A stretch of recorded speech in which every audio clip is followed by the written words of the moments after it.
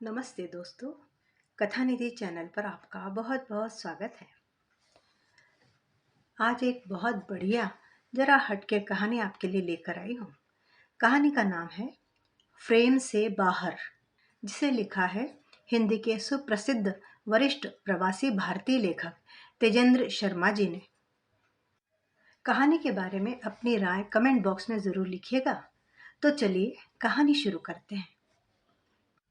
विजय, हमारी शादी नहीं हो सकती, नेहा ने आवाज में बिना कड़वाहट लाते हुए कहा। मगर क्यों? हम दोनों प्यार करते हैं, पिछले 3 सालों से एक दूसरे को जानते हैं। तुम्हारे मम्मी पापा मुझे पसंद करते हैं और मेरे परिवार वाले भी तुम्हें बहू बनाना चाहते हैं। फिर दिक्कत क्या है? बात यह है विजय कि मुझे बच्चे अच्छे नहीं लगते। मैं किसी भी कीमत पर माँ नहीं बनूंगी और तुम्हारे माँ बाप को घर का वारिस चाहिए होगा। ऐसे में हम दोनों अपने रिश्ते नॉर्मल नहीं रख पाएंगे, तनाव पैदा होगा ही। फिर शायद हम दोनों को अलग होना पड़े। उससे बेहतर है कि हम विवाह के बारे में सोचे ही नहीं। नेहा, अगर तुम मुझसे शादी नहीं करोगी तो क्या सारी उम्र कुंवारी रहोगी?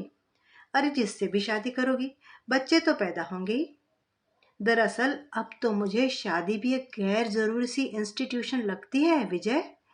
मैं शायद लिव इन अरेंजमेंट में ज्यादा खुश रह पाऊंगी। विजय, हम दोनों को अपनी अपनी आज़ादी भी रहेगी और एक दूसरे के प्रति कमिटमेंट भी। हम दोनों एक दूसरे की निजी इच्छाओं का आदर करते हुए एक दूसरे के साथ जिंदगी बिता सकते हैं। तुमने तो मुझे बहुत मुश्किल में डाल दिया नेहा, लेकिन मैं तुम्हारी बात से ना तो नाराज हूँ और ना ही इस रिश्ते को तोड़ने के बारे में ही सोच रहा हूँ। ये प्रॉब्लम सिर्फ तुम्हारी ही नहीं है, हम दोनों की है। हमें इसकी तह तक जाना होगा और इसका कोई ना कोई हल भी ढूंढना होगा। क्या तुम्हारा माँ बनने का बिल्कुल भी जी नहीं चाहता? कहा जाता है कि औरत जब तक माँ न बने तब तक अधूरी ही रहती है। क्या तुम्हें ये अधूरापन कचोटेगा नहीं? नहीं, मेरी जिंदगी में बच्चों के लिए कोई जगह ही नहीं है विजय। जब कभी किसी बच्चे को रोते हुए सुनती हूँ तो लगता है कि दुनिया का सबसे कड़क शोर सुन रही हूँ। बच्चे की मुस्कुराहट में मुझे सांप की फुफकार सुनाई देती है। तुम नहीं समझ पाओगे। आज पहली बारी तुमने कहा कि हम दोनों शादी करेंगे और हमारे बच्चे होंगे। आज से पहले तो तुमने कभी बच्चों की बात की ही नहीं थी, इसीलिए मैंने कभी भी अपने मन की बात तुम्हें नहीं बताई। विजय के लिए नेहा की बात समझ पाना कोई आसान काम नहीं था। दोनों ने हमेशा अपने वर्तमान के बारे में बातें ही की है, अपने अपने करियर के बारे में सोचा है, भविष्य की कल्पनाएं भी की है, किंतु कभी भी अपने अतीत एक दूसरे के सामने नहीं खोले। विजय नेहा को खोना नहीं चाहता, किंतु वह नेहा की बात को बिना विचार किए मान भी नहीं लेना चाहता।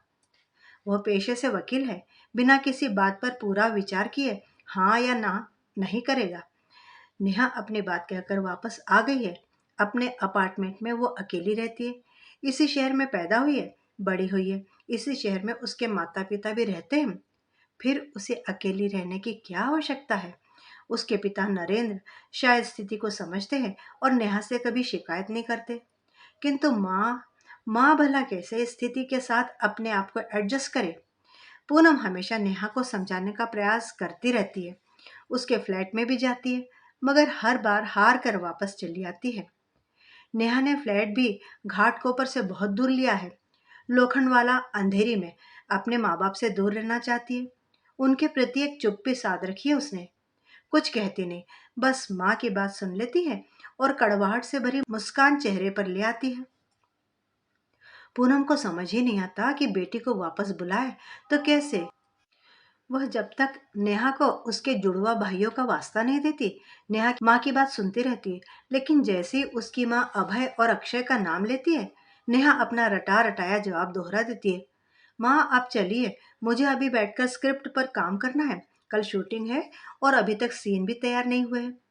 अभय और अक्षय का नाम सुनते ही नेहा अपने बचपन में वापस पहुंच जाती है। अभी शायद 2 ढाई वर्ष की ही होगी वह। अपने पापा से जिद करके हमेशा कहती, पापा मुझे एक काका ला दो ना, मैं उसके साथ खेलूंगी। नरेन बस बेटी के सिर पर हाथ फेरता और सीने से लगाकर प्यार कर लेता। नरेन अपने काम के सिलसिले में फ्रैंकफर्ट गया था। वहां कॉफ ऑफ स्टोर से अपनी नेहा के लिए एक रबड़ का बना शिशु खरीद लाया। नेहा उसे देखकर इतरा इतरा कर सबको बताती थी, ये मेरा मिंको है, मेरा भैया। नेहा अपने छोटे काके के साथ मस्त हो गई थी। नरेन और पूनम अपनी बच्ची की सादगी पर खुश होते। नेहा की छोटी से छोटी जरूरत भी नरेन के लिए जैसे भगवान का आदेश होती। पूनम नेहा को गायत्री मंत्र सिखाती, फिर आरती सिखाती और नेहा अपनी तोतली जबान में शुरू हो जाती। ओम भूर भूर भूर। पिता और बेटी में एक खेल भी चलता रहता। नरेन पूछता, नेहा किसकी बेटी है? और नेहा का लंबा सा जवाब आता, पापा मम्मी दादी बाऊजी नेहा मंकू सबकी बेटी है। खेल कैसे अपना महत्व खो देते हैं, अचानक अतीत में जाकर गायब हो जाते हैं। आज ना तो इस सवाल का ही कोई कोई महत्व है और ना ही जवाब का। किंतु जब इन खेलों का महत्व था, उन दिनों नरेंद्र एक दोस्त की पत्नी ने होली स्पिरिट में अपने पुत्र को जन्म दिया। नरेंद्र, पूनम और नेहा भी नए मेहमान को देखने अस्पताल गए। नरेंद्र और पूनम ने बच्चे को शगुन दे डाला और नेहा उसके निकट जा खड़ी हो गई। वह उस सफेद कपड़े में लिपटे शिशु को देखे जा रही थी। कभी वह अपनी गोद में उठाए अपने मंकू को देखती, तो कभी उस नवजात शिशु को छूकर देखती। वो समझने का प्रयास कर रही थी कि ये नवजात भला उसके अपने मनकू से किस तरह अलग है। बाल सुलभ मन कुछ समझ ही नहीं पा रहा था। इतने में ही नवजात शिशु कुनमुनाया। नेहा के नेत्र फैल गए। ये काका तो रोता भी है। जब तक अस्पताल में रहे, नेहा अपने मिंकू के साथ उसकी तुलना करती रही। दोनों के बीच के अंतर को समझने का प्रयास जारी था, पर घर पहुंचते पहुंचते नेहा थक गई थी, जल्दी ही सो गई और पालने में पड़े शिशु के सपने देखती रही। सुबह उठने के बाद भी उसकी परेशानी कायम थी। अब वह चाहती थी कि उसका मंकू भी कुनमुनाए, हंसे और उससे बातें करे। मन ही मन उसने फैसला किया और जाकर सीधी नरेन और पूनम के सामने खड़ी हो गई। पापा, मुझे ये वाला काका नहीं चाहिए। और उसने अपना मिंकू नरेन की गोद में डाल दिया। मुझे ब्लड वाला काका चाहिए, वैसा ही काका जैसा कल अस्पताल में देखा था, ब्लड वाला काका। पूनम और नरेन थोड़े हैरान हुए और जब बात समझ में आई तो दोनों हंसने लगे। पापा मम्मी, अब दोनों हंसिए मत और अस्पताल से वैसे ही काका मेरे लिए लेकर आओ। नेहा ने फरमान सुना दिया। पूनम और नरेन के लिए बात आई गई हो गई, मगर नेहा गुमसुम हो गई। उसे अपने मिंकू में कमियां ही कमियां दिखाई देने लगी। भला ऐसे कैसे हो सकता है कि पालने वाला काका हिलता भी था, मुंह से आवाज भी निकालता था और छूने पर अपने जैसा भी लगता था, फिर उसका मिंकू क्यों वैसा नहीं करता? नेहा की भूख धीरे धीरे कम होती जा रही थी। उसने 2 दिन तक दूध भी नहीं पिया। हर वक्त ब्लड वाले काका के बारे में सोचती रहती। आखिर पूनम से रहा नहीं गया। नरेन, वैसे नेहा गलत तो नहीं कह रही। तुम सोचो, अगर कल को हम दोनों को कुछ हो जाए तो नेहा तो इस पूरी दुनिया में अकेली हो जाएगी। ऐसा कोई भी तो नहीं जिसे वह अपना कह पाए। मुझे लगता है कि हमारा भी एक बच्चा और होना चाहिए। पूनम, मुझे तो बस एक ही डर लगता है। दरअसल हम नेहा को इतना प्यार करते हैं, खास तौर पर मैं तो उस पर जान देता हूँ। अगर कल को हमारा दूसरा बच्चा हो गया तो उस बच्चे के साथ अन्याय हो जाएगा। मैं तो कभी भी उस बच्चे को प्यार नहीं कर पाऊंगा। पूनम ने हल्की सी मुस्कुराहट बिखेरते हुए कहा, जब मुझसे शादी की थी तब भी तो यही कहते थे कि अब दुनिया में किसी और को प्यार नहीं दे पाओगे। नेहा ने अपने प्यार का इंतजाम खुद ही कर लिया कि नहीं? दूसरा बच्चा भी तुम्हारे दिल में प्यार की लौ स्वयं ही जला लेगा। यार, तुम्हारे पास तो हर बात का जवाब मौजूद रहता है। तुम कमाल की औरत हो। जी नहीं, मैं किसी कमाल और माल की औरत नहीं हूँ, मैं तो बस आपकी औरत हूँ। अब शरारत पूनम की आंखों में भी दिखाई देने लगी थी। उसकी शरारत का ही असर था कि कुछ ही पलों में पूनम नरेन की बाहों में समा गई। रात को डिनर टेबल पर नरेन ने नेहा को अपनी गोद में बिठा लिया। नेहा बेटे, हमने तुम्हारी बात मान ली है। अस्पताल को ऑर्डर कर दिया है कि हमें एक ब्लड वाला काका चाहिए। उन्होंने हाँ भी कर दिए, मगर वे कह रहे हैं कि वेटिंग लिस्ट तो बहुत लंबी है। हमसे पहले कतार में बहुत से और लोग भी हैं। हमारा नंबर आते आते 9-10 महीने तो लग ही जाएंगे। पर अब तुम खुश हो जाओ, मम्मी पापा तुम्हारे लिए ब्लड वाला काका जरूर लेकर आएंगे। सुनकर नेहा की आंखें तो खुशी से भर आई। सच्ची पापा, आप ब्लड वाला मंकू लेकर आएंगे? मैं अपनी सारी फ्रेंड्स को बताऊंगी कि आप अस्पताल से ब्लड वाला काका लेकर आने वाले हैं। नेहा का इंतजार शुरू हो गया। रोजाना एक ही सवाल, पापा अभी कितने महीने पूरे हो गए? आप लोग अस्पताल कब जाएंगे? हमारा काका भी ब्लड वाला ही होगा ना? वो कुनमुन करेगा ना? पूनम के टेस्ट से पता चल गया कि वह गर्भवती है। लो जी, हमने तो कर दिया इंतजाम आपकी बिट्टू के मंकू जी का। अब आप अपना ख्याल रखा करिए, कुछ भी भारी सामान नहीं उठाना है। अब हमारा काम तो खत्म हो गया, हम कर चुके अपनी मेहनत, अब आपकी बारी है। आपका काम तो अच्छा है जी, बस कुछ ही मिनटों में खत्म। हमारी मेहनत तो पूरे 9 महीने चलने वाली है। नेहा के काम बहुत बढ़ गए हैं। अब उसे जिद है कि पालना जल्दी से साफ किया जाए ताकि काका उसमें लेट सके। वो अस्पताल से आने वाले ब्लड वाले अपने ममकू के लिए कपड़े बनवाना चाहती है। आजकल अपने आप से बातें करने लगी है, घर के किसी कोने को पकड़ कर बैठ जाती है। नरेन दूर से देखता है। पूनम खुश है कि नेहा नए आने वाले मेहमान को लेकर कितनी उत्साहित है। अस्पताल वाले भी शायद नेहा के दिल की बात जान गए हैं, इसीलिए उन्होंने पूनम और नरेन को एक नई खबर दी है। नेहा यह खबर सुनकर खुश भी है और हैरान भी। नेहा बेटा, अस्पताल वालों ने क्या कहा है मालूम है? क्या मम्मी? कि हमारी नेहा क्योंकि अच्छी बच्ची है और मम्मी पापा को तंग नहीं करती है, इसलिए वे हमें एक नहीं ब्लड वाले दो दो काके देंगे। अब तुम ही बताओ कि एक काके का नाम तो तुमने रख लिया मिंकू, तो अब दूसरे का नाम क्या होगा? क्या रखोगी? नेहा को अपने पापा की बात समझ ही नहीं आ रही। कहाँ तो एक काके के लिए प्रतीक्षा हो रही थी, अब अचानक दो दो। दो दो काके? पापा, सच्ची में दो दो काके मिलेंगे? आप सच कह रहे हो ना? हाँ बिट्टू, पापा कभी आपसे झूठ बोलते हैं? नहीं, मेरे पापा कभी झूठ नहीं बोलते। पर पापा, अब मेरा काम कितना ज्यादा हो जाएगा। मुझे मंकू के साथ साथ चिंकू का भी ख्याल रखना पड़ेगा, है ना पापा? अनजाने में नेहा ने अपने होने वाले जुड़वा भाई को भी नाम दे दिया। अब नेहा, पूनम और नरेन मिंकू और चिंकू के जन्म की प्रतीक्षा कर रहे थे।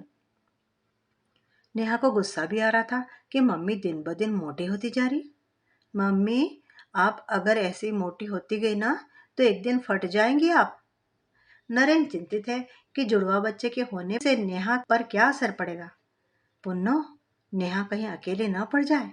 दो दो बच्चों की जिम्मेदारी उठाने में हम कहीं नेहा को निग्लेक्ट न करने लग जाए। आप बिल्कुल चिंता मत करिए जी, बच्चे बहुत जल्दी एडजस्ट हो जाते हैं, हर हालत में खुश रहना जानते। नेहा के सपने अब मिंकू और चिंकू के इर्द गिर्द ही घूमते रहते। सोते जागते उनके बारे में अपने आप से ही बातें करती रहती, उन्हें नहलाना, खाना खिलाना, तैयार करना, आदि आदि। अस्पताल के प्राइवेट कमरे में दो मरीज थे, दोनों के बीच एक पार्टीशन लगा था। नेहा आहिस्ता आहिस्ता अपनी माँ के पलंग के निकट पहुंची। मगर ये क्या, पालना तो खाली था, वहां तो एक भी ब्लड वाला काका नहीं था। पापा ने तो दो दो की बात कही थी। माँ की तरफ देखा तो उसका चेहरा एकदम पीला पड़ा हुआ था। चुपके से पापा का हाथ पकड़कर धीमे आवाज में पूछा, पापा, मंकू चिंकू कहाँ है? नरेन ने पूनम की तरफ देखा। वो नर्स अभी ले गई है, सफाई का टाइम है, अभी लाती होगी। नेहा के लिए एक एक पल गुजारना कठिन हो रहा था। अंततः नर्स शिशुओं को ले आई। नेहा उन दोनों को उचक उचक कर देख रही थी, एकदम गोरे और लाल दिखाई दे रहे थे। उसके पापा और मम्मी ने उसकी बात मान ली थी और हमेशा की तरह एक नहीं दो दो चीजें ला कर दी थी। मम्मी, ये दोनों हमारे ही है ना? हम इनको घर ले जा सकेंगे ना? हाँ मेरी बेटो, ये दोनों तुम्हारे ही है, अब तुमको इनका ध्यान रखना है। पापा देखो कैसे मजे मजे से सो रहे हैं, इनको पता है कि इनकी दीदी इनसे मिलने आई है। घर आने दो, फिर देखूंगी मैं इनको। नर्स भीतर आई। पूनम का तापमान थर्मामीटर लगाकर देखा, हंसते हुए बोले, तुम देखा, अभी इधर बाबा लोग का सीजन होता, परसों से सभी के लड़के ही पैदा हो रहे और तुम्हारे तो दो दो हो गए। Very lucky couple. नेहा कुछ समझ नहीं पाई कि लड़के पैदा होने से लकी कैसे हो जाते हैं। उसे समझ कर लेना भी क्या था, उसे तो सिर्फ अपने मंकू चिंकू से काम था। मम्मी, मैं मंकू चिंकू की खिलौने यहाँ ले आऊं? दोनों बोर हो जाते होंगे। नरेन और पूनम बस हंस दिए। मंकू और चिंकू घर आ गए। मम्मी के पलंग के साथ रखे पालने को बार बार छूने का प्रयास करती नेहा आज उसने फिर वही किया। पहले मंकू को किस किया और फिर चिंकू को, और दोनों ही रोने लगे। आज पूनम ने उसे डांट लगा दी। क्या कर रही है नेहा? रुला दिया ना दोनों को। अब तुम बड़ी हो रही हो, थोड़ी मैच्योर हो जाओ। पूनम ने अपनी थकावट का बोझ अचानक ही नेहा के बाल कंधों पर डाल दिया। एकाएक सहम गई नेहा। अचानक बड़ी हो गई। आंसुओं को आंखों की सीमा के भीतर ही रोक लिया, बाहर नहीं लुढ़कने दिया। आज पहली बार पूनम ने अपनी नेहा से गुस्से में बात की थी। नेहा पूरी तरह से चकराई खड़ी थी। वो शाम तक पालने के निकट भी नहीं गई। शाम को जब नरेन घर आया तो वो अपने पापा के साथ चिपक कर खड़ी हो गई। नरेन ने गोद में उठाया, उसके गाल पर पप्पी कर दी और कहा, हमारी बिट्टू रानी कैसी है? उसके दोनों भाई क्या कर रहे हैं? आजकल तो दादी अम्मा को बहुत काम रहता होगा, दो दो बच्चों की देखभाल जो करनी होती है। नेहा अपने पापा को बस देखती रही, फिर अचानक शून्य में ताकने लगी और अंततः रो ही पड़ी। नरेन चकरा गया कि ये क्या हुआ। उसने प्रश्नवाचक दृष्टि से पूनम की ओर देखा। पूनम ने अपराधी सा महसूस करते हुए कहा, आज बिट्टू रानी को डांट पड़ी है, मंकू चिंकू को रुला दिया, बस तब से गुमसुम है। पूरा दिन मुझसे एक भी बात नहीं की, बस दूर से देखती रही है दोनों भाइयों को। अरे, आपने मेरी बेटी को डांटा? हम आपसे बिल्कुल बात नहीं करेंगे। अपनी बेटी के साथ यहाँ से चले जाएंगे, आपके साथ बिल्कुल नहीं रहेंगे। नहीं पापा, मम्मी ने कुछ भी नहीं कहा, आप यहीं रहो, कहीं नहीं जाओ। रुआसी नेहा अचानक पूरी तरह से परिपक्व हो गई थी। पूनम और नरेन के हैरान होने की बारी थी अब। पूनम का पूरा पूरा दिन मंकु और चिंकू की देखभाल में ही बीतने लगा। नेहा के हिस्से में चिड़चिड़ापन आता जाता था। पूनम को स्वयं हैरानी भी होती कि न चाहते हुए भी ये सब कैसे हो जाता है। नरेन आजकल दफ्तर के काम से कुछ अधिक ही दौरों पर रहने लगा था। पूनम पर जिम्मेदारी का बोझ बढ़ता जा रहा था। आज पूनम ने नेहा को खुश करने के लिए स्ट्रॉबेरी कस्टर्ड बनाया है। नेहा को यह स्वाद प्रिय है, क्योंकि कस्टर्ड का रंग भी गुलाबी सा हो जाता है और ऊपर मलाई सी जम जाती है। हेलो मेरी बिट्टो, देखो, तुम्हारे लिए तो आज कस्टर्ड बनाया है, बीच में केले भी डाले हैं काट कर। आज अपनी रानी बिटिया कस्टर्ड खाएगी। मम्मी, मेरा दिल नहीं कर रहा खाने को। पूनम कुछ समझ नहीं पाई। भला ये कैसे हो सकता है कि नेहा कस्टर्ड खाने से इनकार कर दे? जरूर कुछ ऐसा है जो नहीं होना चाहिए। पूनम ने जिद नहीं की। नेहा सोने के लिए अपने बेडरूम की तरफ चल दी। जब से मंकू और चिंकू पैदा हुए हैं, नेहा के लिए माँ का आंचल पराया सा हो गया है। उसे माँ की गर्माहट की जगह अलग कमरे की सर्द दीवारों के साथ जुड़ना पड़ता है। नेहा सुबह स्कूल जाने लगी है, नर्सरी। अब पूनम के लिए समस्या है। उसी वक्त उसके मंकू चिंकू आसमान सिर पर उठा लेते हैं। एक का नैपे बदलना होता है, दूसरा दूध के लिए रोता रहता है। नेहा बेटी, अब तुम बड़ी हो गई हो, कम से कम अपना कोई काम तो खुद कर लिया करो। अरे, मेरा तो दिमाग खराब हो जाता है। सुबह सुबह उठकर ये करो वो करो। तुम अपनी यूनिफॉर्म तो खुद पहन लिया करो बेटा। नेहा ने अपनी माँ की बात को बहुत गंभीरता से ले लिया है। वह अपना दूध भी स्वयं ही गर्म करने के लिए गैस चूल्हे के पास पहुंच गई। नन्ही सी नेहा एड़िया उचका उचका कर गैस के ऊपर रखे दूध को देखने का प्रयास करती है। तो आसान नहीं है। वही होता है जो नेहा नहीं चाहती। दूध नेहा की यूनिफॉर्म पर गिर गया। नेहा चिल्लाई, तब पूनम भी चिल्लाई, क्या गिरा दिया? हड़बड़ाती हुई पूनम किचन में दौड़ी। पूरी यूनिफॉर्म गंदी कर ली तुमने। तुम कभी सुधर नहीं सकती। चलो, अब जाकर दूसरी यूनिफॉर्म निकालो। सन्नाटे से भरी आंखें झपक भी नहीं पा रही थी। मन में बस एक ही विचार आ रहा था। मम्मी ने एक बार भी नहीं पूछा कि नेहा बिटिया, तुम जल तो नहीं गई? आंसुओं को अब आंखों की कैद में रोक पाना छोटी सी नेहा के लिए कठिन हो रहा था। दर्द शरीर से कहीं अधिक अब दिल में हो रहा था। दिमाग सुन्न हो रहा था। अलमारी खोली, सभी कपड़े एक ही रंग के लग रहे थे। यूनिफॉर्म ढूंढ पाना मुश्किल होता जा रहा था। बिना इस्त्री किए कपड़े पहन लिए। मम्मी तो कभी भी ऐसे कपड़े पहनकर स्कूल नहीं जाने देती थी। फिर आज अब नेहा को अकेले ही स्कूल बस के लिए दूसरी मंजिल से नीचे जाना पड़ रहा है। पहले तो मम्मी लिफ्ट से नीचे छोड़कर बस में बिठाकर तब आती थी। नेहा को समझ में नहीं आ रहा था कि उसका कसूर क्या है। सीढ़ियों में पान की पीक देखकर नेहा को उबकाई महसूस होती है। लिफ्ट से ऊपर नीचे आने के मजे से भी वो वंचित हो गई। नेहा सहमति जारी है। उसकी टीचर भी चिंतित है। एक दिन नेहा की मम्मी को बुलावा भेजती है। पूनम पड़ोस की मिसेस गलवाड़ से मदद मांगती है। अरे मिसेस देवान, अगर पड़ोसी पड़ोसी के काम नहीं आएगा तो भला दुनिया कैसे चलेगी। आप बेफिक्र होकर बच्ची के स्कूल चली जाइए, चिंता ना करिए। अपन है ना, बमको और चिंकू को हम देख लेंगी। और हाँ पूनम जी, आते वक्त रास्ते से 1 लीटर दूध मेरे लिए लेते आइएगा। घर में दूध बिल्कुल खत्म हो गया है। पूनम को समझ नहीं आ रहा था कि टीचर क्यों बुला रही है। नेहा के रिजल्ट तो बुरे नहीं आते, पढ़ाई में तो अच्छी भली है, फिर समस्या क्या हो सकती है। पूनम नेहा की क्लास में पहुंच गई है। मिसेस कपूर भली महिला है। पूनम की आंखों की अनिश्चितता को समझ रही है, किंतु बच्चों के सामने बात नहीं करना चाहती। क्लास से बाहर आ गई है। पूनम अभी तक अभिवादन से आगे नहीं बढ़ पाई है। मिसेस देवान, आप सोच रही होंगी कि मैंने आपको स्कूल में क्यों बुलाया है। मिसेस कपूर की बात सुनने के लिए पूनम उतावली हो रही है। बात यह है मिसेस दीवान, मैं पिछले कुछ हफ्तों से नेहा में खासा बदलाव महसूस कर रही हूँ। ये क्लास में एकदम चुप सी रहने लगी है। पहले नेहा क्लास में हंसी मजाक कर लेती थी, सभी बच्चों के साथ इंटरेक्शन करती थी, सभी नर्सरी राइम्स आगे बढ़ बढ़ कर सुनाती थी। बट नाउ आई नोटिस कि यह एकदम डरी डरी रहती है, थोड़ी थोड़ी सी बात पर ही रोने लगती है। पूनम एकटक टीचर की बात सुन रही थी। परेशानी उसके माथे पर बल बनाए जा रही थी। वह पूरी बात जानना चाह रही थी। नाउ लुक मिसेस देवान, आजकल नेहा की यूनिफॉर्म ठीक से आयरन नहीं होती है। उसके जूते बहुत गंदे रहते हैं और कई बार तो जूते के फीते भी ठीक से नहीं बंधे होते हैं। यह सब भी मैं समझ लेती, मगर कल मैंने जब नेहा का होमवर्क चेक करने के लिए उसकी नोटबुक खोली, I saw this.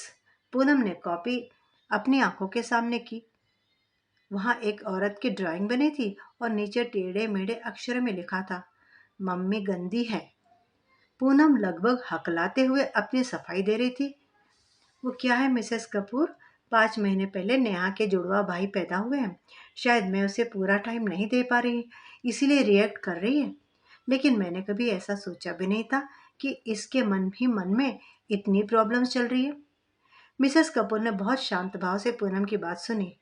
Look Mrs देवान, मैं आपकी दिक्कतें समझ सकती हूँ, मगर आपको नेहा को टाइम देना ही पड़ेगा। आप चाहे तो फुल टाइम बाई रखिए। मैं आपको एक बात साफ साफ बता दूं कि इस हालत में लड़की पर काफ़ी दबाव बन रहा है। बाद में आपको उसे किसी साइकाट्रिस्ट को दिखाना पड़ सकता है। ठीक तो यही रहेगा कि आप अपने पति से मामला डिस्कस करें और इससे पहले कि बात हाथ से खिसकने लगे, इसका कुछ इलाज ढूंढ लीजिए। थकी हारी टूटी सी पूनम घर वापस आ गई। वो रास्ते में मिसेस गलवाड़ के लिए दूध खरीदना भी भूल गई। उसके दिमाग में बार बार यही बात बजती जा रही थी, मम्मी गंदी है, मम्मी गंदी है। क्या वह सच में ही गंदी हो गई है? क्या वह अपनी बेटी को पूरी तरह से निगलेक्ट कर रही है?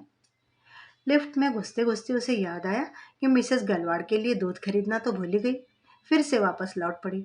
उनके सामने वह शर्मिंदा नहीं होना चाहती थी। अभी तो स्कूल में मिली शर्मिंदगी से ही उभर नहीं पाई है। मन में बैठा चोर कहीं गुस्सा भी दिला रहा था। आने दो आज घर, इतनी पिटाई लगाऊंगी उसकी, याद रखेगी उम्र भर। मगर फिर दिल में बैठे डर ने समझाया कि मामला और बिगड़ न जाए, स्कूल में बात फैल जाएगी। अभी तक तो केवल कॉपी में ही लिख रही है, यदि छोटी सी आफत ने लोगों से कहना शुरू कर दिया तो। नेहा घर लौटी तो बुरी तरह से खौफजदा थी। माँ की नजरों से नजरें नहीं मिला रही थी। पूनम ने कोई बात नहीं की। वैसे यह भी अच्छा था कि मांकुर चिंकू दोनों सो रहे थे। आज उसने नेहा के कपड़े बदलवाए, उसे नाश्ता भी करवाया, उसके आगे बैठकर बातचीत भी की। नेहा के चेहरे की घबराहट अभी तक सहज नहीं हुई थी। एकाएक ही मंकू चिंकू के रोने की आवाज आई। नेहा उचक कर उठ बैठी। मम्मी, मैं देखती हूँ। फिर अचानक ठिठक कर खड़ी हो गई। नहीं नहीं, आप ही देख लीजिए। नेहा की आंखों का दर्द आज पहली बार पूनम को महसूस हुआ। शाम को नरेन घर लौटा। अन्य दिनों की अपेक्षा कुछ अधिक थका हुआ लग रहा था। पूनम भाप गई कि ये बात करने का सही मौका नहीं है। उसने नरेन को चाय बनाकर दी। चाय पीकर नरेन ने नेहा को अपने पास बुलाया, प्यार किया। हाँ तो मेरी बिट्टू रानी, आज स्कूल कैसा रहा तुम्हारा? पापा, आज स्कूल में एक नई पोएम सिखाई। पॉली पुट द कैटे ऑन। बिट्टू, कैटे नहीं कैटल बोलो। Kettle kettle. बहुत अच्छे बहुत अच्छे। Bittu, Polly put the kettle on. हाँ जी, हमारी बेटी कितनी क्लेवर है। देखो बेटा, ऐसे ही ऐसे रोज पापा को बताया करो कि स्कूल में क्या सिखाया। Yes papa. और हमारी बेटो अपने भाइयों के साथ खेली? क्या कहते हैं भैया, अपनी दीदी को कहीं तंग तो नहीं करते हैं? नहीं पापा, वो तो मम्मी को ही तंग करते रहते हैं, मुझे बिल्कुल नहीं। कहते हुए नेहा उठी और अपने कमरे की तरफ चल दी। मंकू चिंकू सो गए। टीवी पर कार्टून देखते देखते नेहा भी सो गई। हाँ जी, अब बताइए पूनम जी, भला आपके दिन कैसे बीते? आज नेहा की टीचर ने स्कूल बुलाया था, मिसेस कपूर ने। क्यों?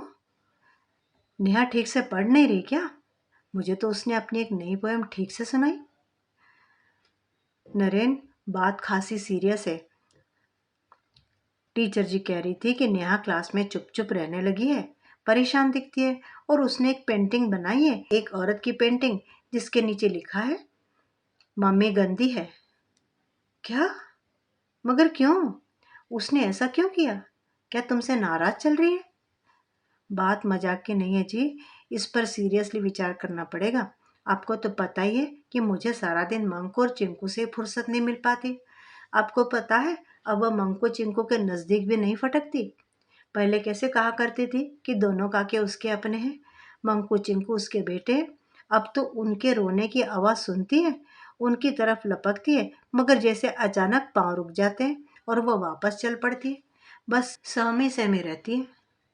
पूनम, मैं बहुत दिनों से खुद महसूस कर रहा हूँ कि नेहा में तेजी से बदलाव आ रहा है। उसकी चंचलता तो बिल्कुल खत्म होती जा रही है। बस कुछ ना कुछ सोचती बैठी रहती है और अपने आप से बुदबुदाती रहती है। सुनो, आज मैंने मम्मी से फोन किया था कि क्या वो कुछ समय के लिए नेहा को अपने पास रख सकती है, मगर वहाँ भाभी की बेटी भी अभी साल भर की है। माँ ने कहा कि भाभी को मुश्किल होगी। पूनम, मेरी माँ तो है ही नहीं, नहीं तो उससे पूछ लेते। क्या सच में समस्या इतनी बढ़ गई है? तुम नेहा को अपने से दूर करने तक के बारे में सोचने लगी हो? ये तो बहुत अच्छी स्थिति नहीं है। बात यह है नरेन कि आप तो सुबह निकल जाते हैं दफ्तर के लिए। मेरे लिए दिन भर इन बच्चों की देखभाल ही मेरी जिंदगी बनकर रह गई है।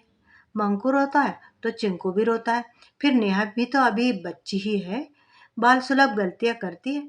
मुझे लगता है कि अब बड़ी हो गई, लेकिन वो है तो छोटी। फिर भी मैं समझती हूँ कि इसे अपनी जिम्मेदारी समझनी चाहिए। बस इसी में गड़बड़ हो जाती है और कुछ कठोर शब्द में इसे कह जाती हूँ और वो दुखी हो जाती है। वो बड़ी ही इमोशनल है। पर इस समस्या का हल तो हमें ही ढूंढना होगा नरेन। कोई फुल टाइम बाई खोजने का प्रयास करे। अरे पूनम, उससे कोई समस्या हल नहीं होने वाली। इन बाइयों के अपने नखरे कम होते हैं क्या? ऐसा कर दें कि नेहा को पंचगनी स्कूल में दाखिला दिलवा देते हैं। हॉस्टल में रहने से थोड़ा डिसिप्लिन भी सीख लेगी और तुम्हारी मुश्किल भी हल हो जाएगी। इतनी छोटी बच्ची रह लेगी हॉस्टल में? अब कुछ ना कुछ तो करना ही पड़ेगा ना नेहा, ना? नेहा का चिल्लाना रोना कुछ काम नहीं आया। बस पहुंचा दी गई पंचगनी। आहिस्ता आहिस्ता नेहा अपने आप को हॉस्टल के माहौल में ढालने लगी। गर्मियों की छुट्टियों में जब घर आती तो उसका अकेलापन और बढ़ जाता। मंकू और चिंकू बहुत ही विशेष जुड़वा बच्चे थे, बस आपस में एक दूसरे के साथ ही मग्न। नेहा उनके लिए बस एक नाम था।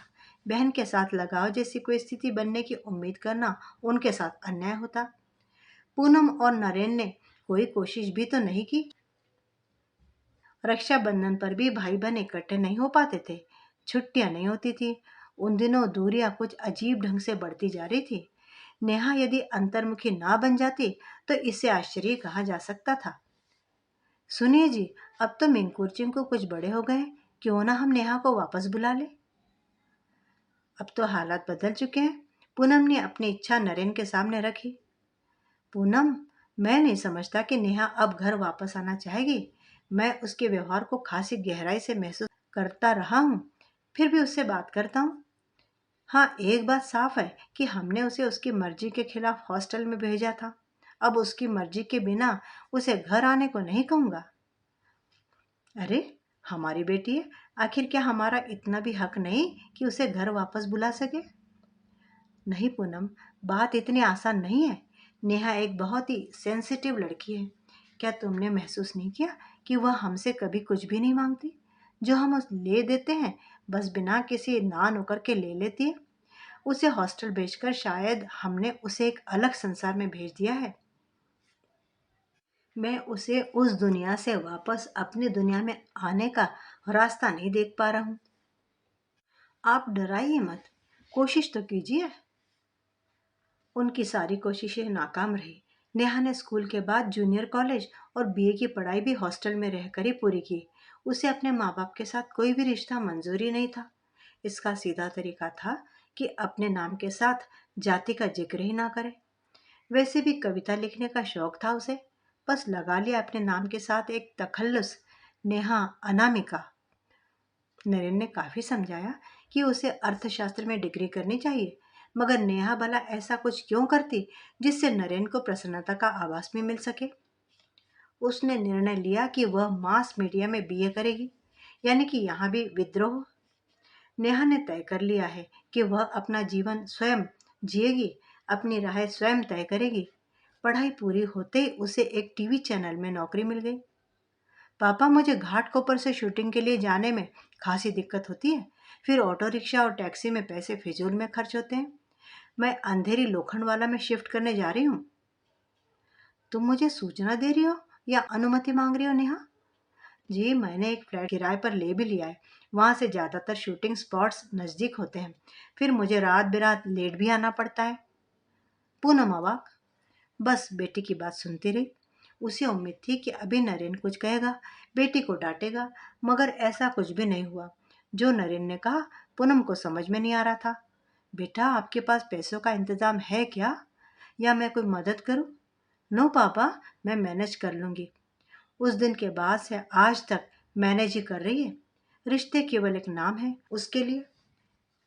रिश्तों की कोई अहमियत नहीं रह गई उसके लिए। मगर फिर भी उसके घर के एक कोने में एक तस्वीर रखी है जिसमें नरेन, पूनम, मंकू और चिंकू मौजूद है। हमेशा की तरह वह उस फ्रेम से बाहर खड़ी है। एक नन्ही बच्ची का मनोविज्ञान समझना वाकई बड़ा मुश्किल है।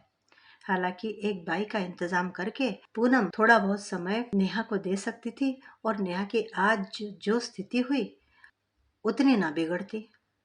आप क्या सोचते हैं मित्रों? अपनी राय कमेंट बॉक्स में ज़रूर लिखिएगा, और चैनल पर नए हैं तो चैनल को ज़रूर सब्सक्राइब कर लीजिएगा। कहानी सुनने के लिए बहुत बहुत धन्यवाद।